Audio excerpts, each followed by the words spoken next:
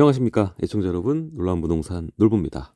오늘도 세로로 만나보는 영상 여러분들 함께 하도록 하겠습니다. 영상 핸드폰으로 보시고 전체 화면 보시기 편하실 겁니다. 자, 그럼 시작하겠습니다. 자, 오늘의 여러분들과 함께 할 속보 이슈는요, 공시가에 관련된 부분입니다. 자, 이미 여러분들 알고 계시겠죠? 자, 올해에도 2022년 공시가 17%가 넘게 상승을 하게 됩니다. 자, 작년 대비했을 때 뭐 1점 몇 퍼센트 포인트 낮다. 정부는 이렇게 얘기를 하고 있죠. 전년보다 상승률이 낮다. 이렇게 얘기를 하고 있습니다. 부동산 가격이 좀 잡히는 것처럼 그렇게 언급을 하고 있죠.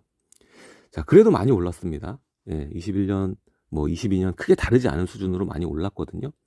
근데 이게 논란이 되는 부분 중 하나가 뭐냐면, 기존에 우리가 알고 있던 상위 그룹에 있던 아파트 단지의 그 변동률보다 중하위에 있는 아파트 단지의 상승률이 훨씬 높은 케이스가 많더라. 이게 좀 큰 이슈가 아닌가, 이런 생각을 해봅니다.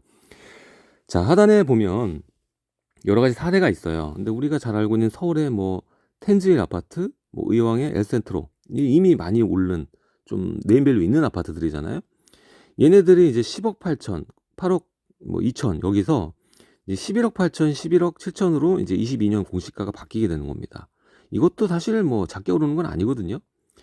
그래서 21년 보유세가 2,750만 원 내다가 올해 시뮬레이션 돌려보면 5,200 정도로 100%가 좀 안 되게 91.3% 이렇게 계산됩니다. 이렇게 내는데, 지금 인천 더샵파크 에비뉴 여기 사례가 나오고요. 그리고 시흥 쪽, 의왕 쪽 이렇게 섞어서 나옵니다. 자, 지금 제일 문제가 뭐냐면 송도, 의왕 요런 지역, 수원 요런 데 보면 공시 가격이 갑자기 21년에서 22년에서 급발진하는 단지도 굉장히 많아요. 자, 보면 지금 21년 공시가가 6억이죠. 근데 이제 9억대 후반으로 바뀌어요. 그렇죠? 인천 더샵파크 에비뉴, 그리고 시흥 월곶 2차 풍림아이원도 2억 4백에서 3억 5,200이에요. 지금 왕십리 텐질이랑 넬센트로 올라가는 것보다 더 훨씬 높은 거예요. 그래서 21년 보유세가 300만 원이 안 되게 내던 게 이제 22년 보유세가 1,200만 원 정도 수준까지. 그래서 350% 정도로 변동이 되는 겁니다. 자, 그리고 중간에도 이런 단지들 중간 섞어서 해 보니까 이제 140% 나오더라. 이제 중간 과정인 거죠. 이런 단지와 급등 단지 섞은 거예요. 자, 그래서 이게 가장 논란이 되고 있다라는 거예요. 수도권의 주요 단지를 보니까 경기에 인덕원, 엘센트로 사례로 들었는데, 얘는 이제 40%가 올랐는데, 그 시흥의 월곶 풍림아이원 얘는 72%가 오르더라. 지금 우리가 알고 있는 상식선이 좀 무너지는 거죠. 그리고 트리마제는 28%가 오르는데, 방학동에 있는 신동아 1단지가 53제곱이 42%로 더 높이 올려더라. 지금 이런 현상이 지금 벌어지고 있는 겁니다. 아무튼 중요한 건 21년 여러분들이 내야 되는 이 세금의 기준이 되는 공시가가 17% 평균 올랐다는 게 중요한 거고, 여러분들이 가지고 있는 단지를 한번 잘 오늘 이번에 검색해 볼 필요가 있다. 여러분 상식선을 무너지는 급등 급발진, 내가 가지고 있는 단지가 될 수 있다. 지금 이게 보여주고 있는 겁니다.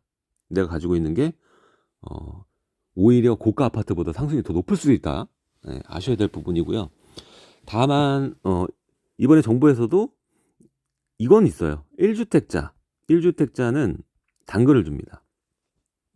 21년에 보유세에서 다름이 없겠죠. 동결 얘기합니다. 동결 얘기했어요. 그리고 여기 더불어서 뭐죠? 일단 조건을 맞춘 1주택자는 또 재산세 완화 주잖아요. 6억 밑으로 해서 요율 나눠가지고 1주택자만 좀 적게 내니까 그런 당근들을 줍니다. 그래서 이게 이제 주택 수의 거의 90% 넘게 차지하거든요. 그러니까 이게 포퓰리즘이지 사실. 그래서 세금을 많이 두들기고 있는 겁니다. 이게 문제가 되는 건 뭐예요? 코너에 지금 다주택자 좀 몰아놓고 때리고 있는 거거든요. 출구가 없어요. 이거를 양도세, 그러니까 거래세를 완화하면서 보유세를 올리는 방식으로 하던가, 예? 아니면 보유세는 낮고 양도세가 세던가 취득세랑 양도세가 세던가 이래야 되는데 두 개 다 세게 하니까는 어디 갈 데가 없어요. 그럼 이 사람은 살려고 발악을 하겠죠. 이 자금 본인 소득으로 안 되면 어떻게 합니까? 결국 조세 전가예요. 지금 그 어느 때보다 21년, 22년 이 시즌 뭐 임대 입법도 있겠습니다만 얘도 결합되는 거예요. 임대 입법과 종부세 콜라보레이션. 그리고 입주 물량이 없어 또. 물량 부족. 이게 세 개가 트리오로 발현되면서 거주비는 그 어느 때보다 오르고 있습니다. 예. 옛날에는 이제 월세 500 하면 무슨 고급 주택 사냐? 뭐 이랬거든요. 지금 일반 아파트가 월세 500이에요, 여러분들. 뭐 송파 이상급으로 가면. 물론 이제 그 30평대 기준으로 좀 되는 아파트들 같은 경우에는 한 뭐 3, 400 이 정도인데 그냥 500 수준으로 이제 강남권은 간다. 이렇게 보시면 돼요. 500 수준 넘어갔어요, 이제. 자, 또 여기서 문제되는 게 있죠. 바로 그 올해 초에 공포를 했긴 했습니다만 상속. 이거 내가 받고 싶어서 받은 거 아니잖아요. 일시적 2주택. 이거 일시적 2주택은 여러분들 비과세 주잖아요. 양도세, 비과세, 장특공제 주잖아요. 그러면은 종부세도 똑같이 해줘야지. 종부세는 또 내거든요. 이게 사각지대예요. 이걸 정부도 알고 있어요. 그래서 이재명 후보는 이게 날카롭게 요거를 일시적 2주택자 종부세를 면제해 주는 거를 공약에 넣었었거든요. 근데 본인들이 넣었으면서 왜 이게 얘기가 없을까? 발의안은 나와 있어요. 자, 상속 등 일시적 2주택자에 대해서는 종부세를 부과하지 않는 방안이 거론된다. 이게 나오잖아요. 발의돼 있다. 예, 논의할 계획이다. 이거 빨리빨리 해줬어야지. 이거 지금 와가지고 정권 바뀌는 이 시기에 와가지고 지금 해준다는 얘기 하고 있어요. 자, 어쨌든 올 보유세 부담이 최고 600% 폭증한다. 그 사례를 뭐 들어서 얘기를 해주고 있어요. 그래서 마레프 그리고 부산 삼익빛이 이 두 개를 가지게 될 경우를 비교를 하는데, 자, 공시가 많이 올랐습니다. 예, 이거 일단 13억 7,200이에요. 매매가는 뭐 20평대가 15억 찍고 있으니까 뭐 잘 아실 테고, 삼익빛이 11억대 이렇게 했는데 이제 하나만 가지고 있을 때 종부세 41만 원인데 이렇게 하나 더 껴 넣으니까 종부세가 2,300만 원이 되더라. 600%가 되더라. 예, 이런 거예요. 자, 그래서 이거 일시적 2주택, 그러니까 상속을 받은 거예요. 삼익빛이 상속을 받았는데 이렇게 나올 수 있다라는 겁니다. 예. 자, 근데 이번에 그 우리 초에 발표된 게 있죠. 이게 뭐냐면 상속 받았을 때, 자, 주택수에서 빼주겠다는 얘기가 나와요. 그 종부세를 안 내게 해주겠다는 건 없어. 주택수에서 빼주겠다. 예. 그래가지고 그것도 한시적으로 2년, 3년. 특별시, 광역시는 2년. 그리고 그 외 지방은 3년. 예. 그때까지만 주택수 빼주겠다. 주택수 빼주면 물론 이제 세금이 대폭 감면이 되겠습니다만 문제는 뭐냐? 이제 1주택자의 그 감면 그거 못 받고요. 그리고 어차피 세금을 내긴 내니까 이번 공시가 상승까지 반영을 하게 되면 많이 낼 수밖에 없어요. 상속을 받아도 일시적 2주택자도 세금은 지금 많이 낼 수밖에 없는 상황이라는 거예요. 예. 그래서 오늘 기사를 보니까 요거가 나왔어요, 지금. 예, 이게 뭐 어제 기사인데 제가 어제 방송했잖아요. 어제 클래스 101 해가지고 강의하느라고 요거를 제가 속보 처리 못해서 오늘 어제 너무 힘들어가지고 어제 끝난 게 제가 집에 오고 하니까 한 9시 됐나? 밥 먹고 잤어요. 예. 그리고 어저께 제가 프로젝트 말했잖아요. 이게 계속 늦어지고 있어요, 지금. 아파트 떠오는 거 되게 힘드네요. 건설사에서 계속 그 지금 잡음이 많다고. 예. 이게 좀 어느 정도 해결되면 주겠다, 빨리 주겠다 이렇게 얘기는 하는데 아무튼 이것 때문에 빨리 잤거든요. 그래서 오늘 속보가 조금 늦은 속보입니다. 자, 아무튼 인수위 올해 보유세 문정부 이전으로 돌린다. 아니, 올해라고 합니다. 2022년. 그럼 시간이 얼마 없거든요. 과연 어떻게 처리할지 굉장히 궁금합니다. 완화된다고 하면은 당연히 저는 쌍수 들고 환영이죠. 자, 이게 청와대 이전도 그렇고 이번 세금 보유세 문제도 그렇고 물과 기름이에요. 새 정권이랑 벌써부터 마찰이 어마어마합니다. 뭐 인수 안 해주겠다고 막 그러고 있고. 예. 자, 보면 21년 수준 세부담 동결은 그건 네 생각이고 문정부 생각이고 인수위 별도로 올해 보유세 경감 대책 검토 착수했다. 와, 대단합니다. 자, 그래서 윤석열 대통령 당선인의 인수위원회에서 대폭 수정될 가능성이 높은 것으로 전해졌다. 짬이 된다는 거죠. 이전의 정책은. 자, 그래서 문정부 이전 수준으로 보유세 환원 방향을 명확히 했다. 예, 그래서 공약대로 20년 공시 가격을 적용하게 되면 보유세는 정부가 내놓은 작년 21년 수준보다 낮아질 수 있다. 자, 종부세는 공정시장 가액 비율을 지난해 수준이 95%를 적용 시 자, 세부담이 더 경감될 것으로 보인다. 지금 이제 100% 구간으로 들어오고 있죠. 이게 말이 안 돼, 사실 여러분들. 이게 미실현이 이기고, 그쵸? 양도도 안 했는데 먼저 떼가는 거고, 종부세 자체가. 그리고 이게 공시가격 공정시장 가액 비율을 이 정도 수준까지 올린다? 떨어지면 어떡할 건데요? 이게 어느 정도 밑에서 잡아주는 역할을 하는 거지, 이게 뭐 시장 가격하고 똑같이 가격 가려고 하면 안 돼요, 공시 가격이. 그리고 세금이 그거 재산세 종부세만 있나요? 다른 세금 다 공시 가격 연동되고 있는 건데, 일단은 공시 가격이 계속 올라가는 것도 전 문제라고 보고요. 여러 가지 세금에 연동이 돼 있으니까요. 그리고 이 공정시장 가액 비율도 이렇게 뭐 마구잡이로 1년에 5%씩 쭉쭉 이렇게 올려가지고 세부담을 늘리는 것이 옳은 방향은 아니다. 저는 이렇게 생각을 합니다. 그리고 퇴로는 만들어줘야 될 거 아니에요. 자, 어쨌든 어떠한 방식이로든 세금을 완화시키겠다. 이건 좋습니다. 근데 올해라고? 2022년? 요건 좀 약간 될까? 과연? 이런 생각이 좀 듭니다.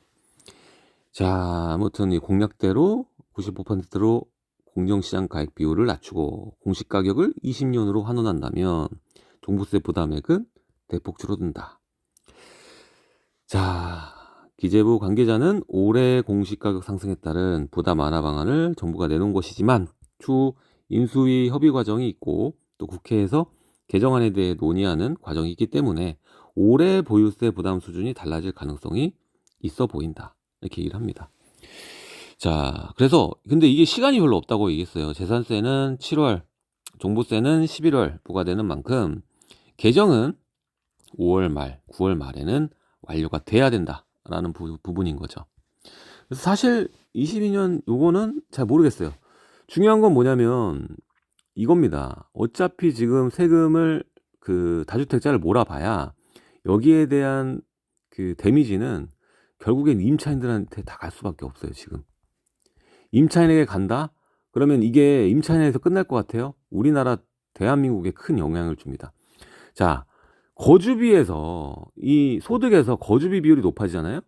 그럼 경제가 발전하기 어려워요. 소비가 위축됩니다. 악순환이에요, 악순환. 지금 본인들이 하는 짓이 뭔지를 잘 모르는 거예요, 지금. 이게 어차피 지금 입주 물량도 없잖아요. 지금 우리나라뿐만 아니라 뭐 미국도 마찬가지고 역대 최대 공급 부족 사태를 겪고 있는 나라들이 많아요. 그래서 지금 우리나라도 입주 물량 수도권만 봐도 지금 부족한 편이고요. 그래서 입주 물량 부족하고 또 거래되는 물량 부족하고 다주택자도 이제 움직이지 않으니까 임차인들의 들어갈 수 있는 집들이 지금 많지 않아요. 그러다 보니까 파죽지세로 지금 전세든 월세든 올라가고 있는 상황이거든요. 근데 이게 갱신권이 만료되는 시점부터 새로운 세입자들이 들어오고 새로운 물건들이 들어옵니다. 그러면 이 물건들은 시장의 가격이 맞춰지죠. 자, 그럼 이 세입자가 문제인 거예요. 얘는 시장 가격에 맞춰지면 땡이야. 보유하고 있는 사람은. 그럼 오히려 더 돈이 생겨, 이 사람들은. 보유세 내면 돼요. 근데 문제는 이 세입자들이 어디로 가? 같은 가격으로 주변에 살 데가 없어요. 지금 이래 가지고 날린 분들 많아요. 미리 움직이는 분들은 본인이 살고 있는 보증금으로 또는 월세로 같은 지역을 살 수가 없는 거예요. 2년 만에. 조금 오르면 살 수 있겠지만 그 정도 수준이 아닌 거야. 지금 그런 상황이에요, 지금. 결국 정부가 이렇게 보유세를 올려놓으니 다주택자를 뭐 벌한다, 뭐 다주택자 때문에 너네들이 집을 못 사는 거고 다주택자가 원흉이야. 악의 근원인 것처럼 얘기를 한 결과가 요거예요, 결국. 자, 오늘 세로로 본 영상, 속보 영상은 좀 늦은 속보네요, 오늘은. 예, 죄송하고요. 자, 이러한 이슈나 논란이 있을 때마다 계속 올려드리도록 하겠습니다. 세로로 보시면은 좀 더 편하고 전체 화면으로 보시면 좋을 겁니다. 밑에 고정 댓글 누르시면은 제가 매주 수요일 마포에서 강의하고 있습니다. 미니 강의하고 있으니까 제가 실제적으로 투자에 관련된 것만 하고 있거든요. 뭐 1억 정도로 가지고 움직일 수 있는 지역 분석해서 뭐 보여드리고 하는 거니까 많이 참여 부탁드리고요. 카페를 통해서 4월 대기 신청해 주시면 되겠습니다. 그리고 또 카카오톡 방도 또 공지가 되어 있으니까 고정 댓글 꼭 누르주시면 좋겠습니다. 하단에 좋아요 그리고 댓글 많이 남겨주시면 놀부님 좋아요 이런 거 많이 남겨주시면 저한테 큰 힘이 되니까 많이 남겨주시길 바라겠습니다.